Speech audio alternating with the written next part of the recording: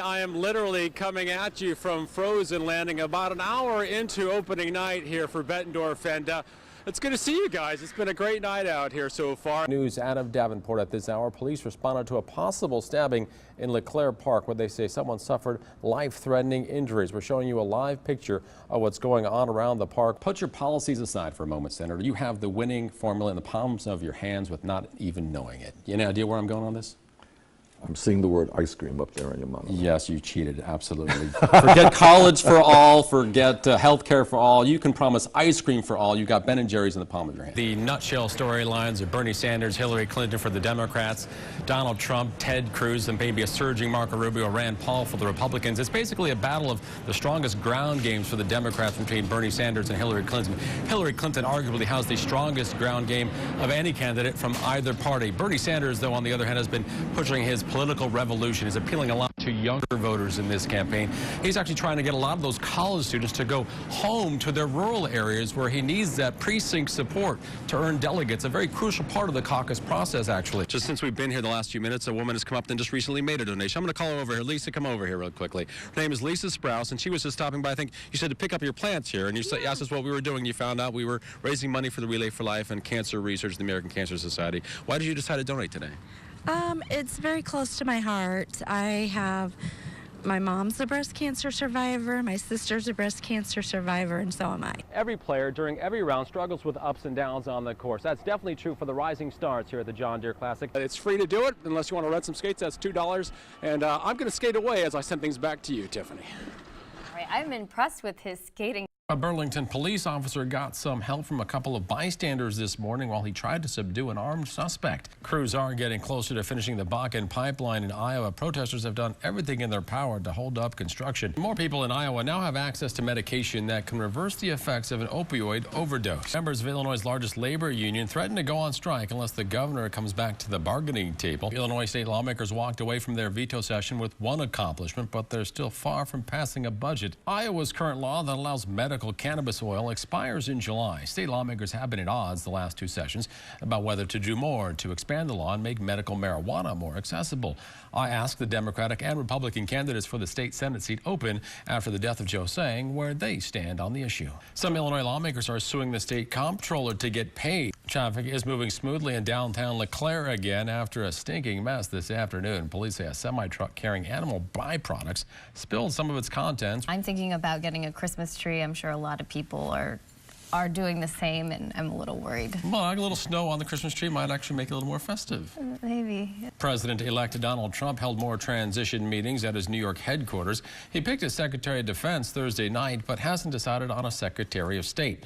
Trump made a controversial move today by calling the president of Taiwan. Illinois' General Assembly worked overtime on this last day of the veto session to ensure Exelon's nuclear power plants in Clinton and Cordova stay open. Davenport City Council says no to a proposal for a floating brewery on the riverfront. Aldermen made that decision during a work session this evening. This one hurts pizza fans. Put away the pepperoni and the sausage. Penn State researchers say, I think it's in pineapple on there, Jim. I'm not even reading. That doesn't even qualify for the discussion. You are not going to read that. I'll deal with the wrinkles. Dig Thank in, you. Jim. No mushrooms. Give me the wrinkles. Two California veterans and their families received a token of appreciation yesterday. They each got newly refurbished cars. Obviously, Ted Cruz's campaign didn't end the way he wanted it to. Things really went south over the last week after announcing Carly Fiorina as his running mate. The problem is a lot of not-so-presidential moments after that could have been signs he was in trouble. Let's start with what Cruz hoped would be the dynamic duo. Cruz and Carly on stage engaged in what a lot of people describe as the most awkward handshake ever. Can you say uncomfortable? President of the United States, Ted Cruz. It got worse at an event on Monday in Lafayette, Indiana, when Carly Fiorina, as you see there, fell off the stage right after introducing Ted Cruz. You can see the horrified expression on Heidi Cruz's face. Fiorina got back up and seemed to be okay, yet though another not-so-good moment on the campaign trail. And as if losing the nomination to Donald Trump didn't feel like a punch in the face on its own, how's this for adding insult to injury? After announcing the end of his campaign on Tuesday and trying to hug his parents, Ted Cruz knocks his wife in the face not once, but twice. She recoils. All that adds up to some pretty bad mojo. At least we spared you Carly Fiorina singing.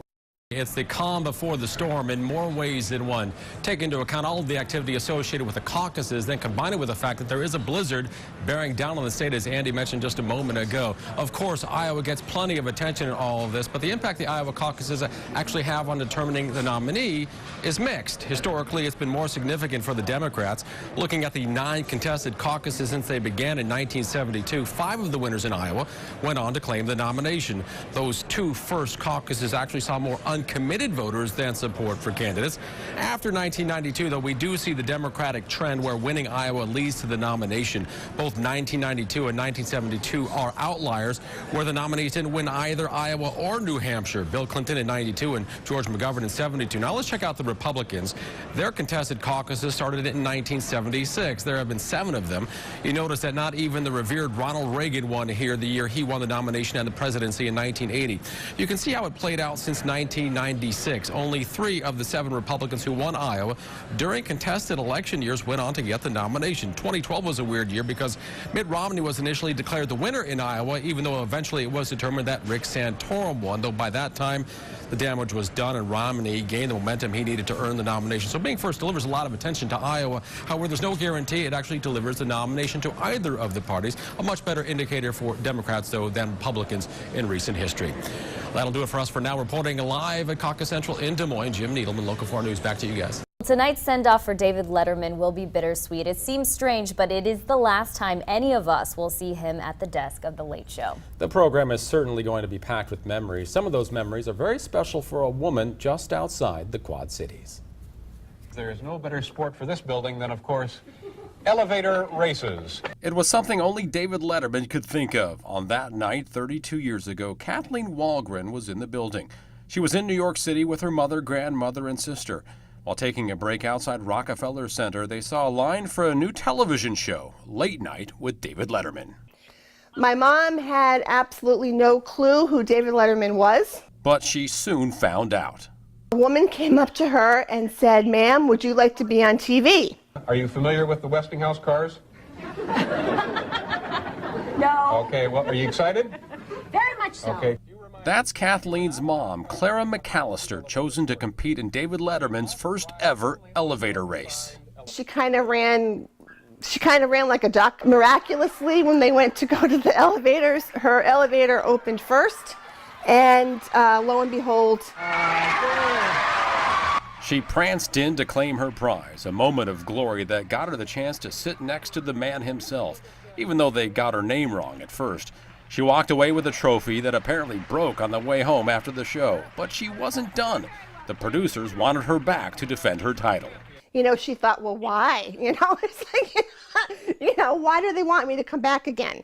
She did come back 2 more times and kept winning. And they treated her like she was a celebrity. He treated her very nice and treated our family very nice. The show actually wanted Clara to compete a 4th time, but she couldn't for health reasons.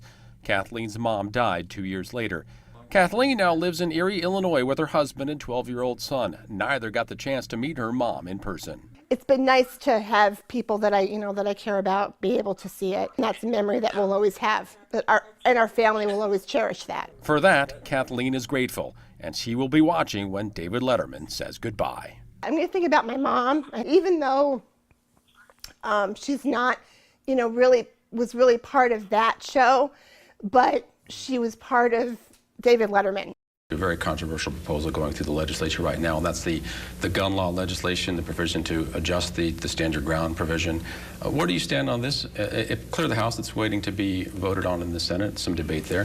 Where do you stand? Would you sign it or veto it if it got to your desk? Well, I always reserve judgment on any piece of legislation until I see it in its final form.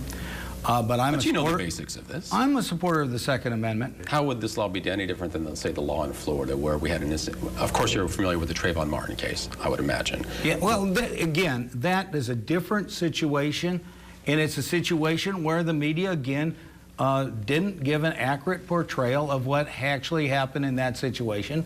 Well, and as you know, in the end, the jury found the individual not to be guilty. Right, because the law was so relaxed that you can just say that you felt threatened at any given time, that you can now shoot somebody. The American Bar Association opposes this, and their own studies show that the acquittals of white shooters of black victims goes up tremendously in stand your ground provisions. Is that a fair law to have when that could be racially biased? No, we don't want a racially biased law. We want to make sure that black or white people have a right to defend themselves. It's great to see you here, Senator. Thanks for your time. My pleasure. Thanks for inviting me. How many times have you been told you can't win? Throughout my entire political career. There are those who say you really don't want to win because you're just in the race to influence the debate, raise the issues that you're passionate about, maybe just trying to get the VP nod. Wrong? Wrong. We are in this race to win. You can't win because now you're saying you're proudly a democratic socialist, political blasphemy. Well, I think what people have to know is what that term means. But even if you win the nomination, you would get hammered by Republicans. So this is the term socialist in every ad around the country. Okay, well, you go and you ask people in Iowa, and you ask people in Vermont, any place else, should the wealthiest people in this country start paying their fair share of taxes? Or do we continue a system where the billionaires and the large corporations stash their money in the Cayman Islands and don't pay anything in taxes? You know what the American people say? Let's do it. You can't win because the fundraising challenge is too great. Okay. Their question. And you know what? Maybe they're right. What about those who say you can't win because you're too old? You've heard this one before, I'm sure. You're 73 now, 75. Excuse me, I felt, what 75 by inauguration day, oldest elected president in U.S. history. And you could probably beat me in a race around the block, I'll grant you that. Well, I may. I used to be a distance runner. I was a pretty good cross-country. But, you know, people might, I mean, yeah, Reagan was 69. It's an issue. Look, all I can tell you is, thank God, I have been blessed with good health. You know, your age was the most Googled question the first 24 hours after your initial announcement. Did you know that? No, I didn't. Did you know what the second one was? What? About religion. They're asking about religion. You are, some people might say that's the reason you can't win. You're the son of Jewish parents. You are culturally Jewish, but not religiously Jewish. That's not to say you shouldn't or couldn't because of this by any stretch of the imagination. The question really is the American public at large at a point where this isn't an issue to them? I think, I'll tell you something, Jim, we have come a long, long way.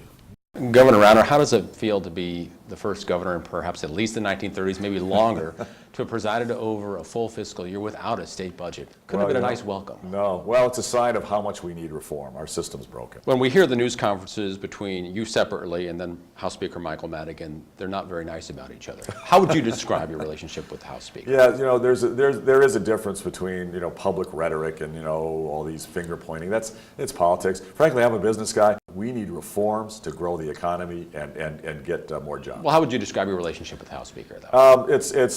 It's actually, on a personal level, it's perfectly fine, very cordial. We're very candid with each other. We're very frank. We're very honest and direct. One more question sort of off the political side of things for Illinois. Why aren't you going to the GOP convention? I'm focused on Illinois. I don't really go out of the state much at all. And it has nothing to do with Donald Trump being the presumptive nominee for your party? No, the presidential election is its own process. You know, that really is not my concern. My concern is making Illinois' economy competitive and growing. Do you support his campaign? I have made all my comments about the presidential election in the past. I'm not going to comment anymore.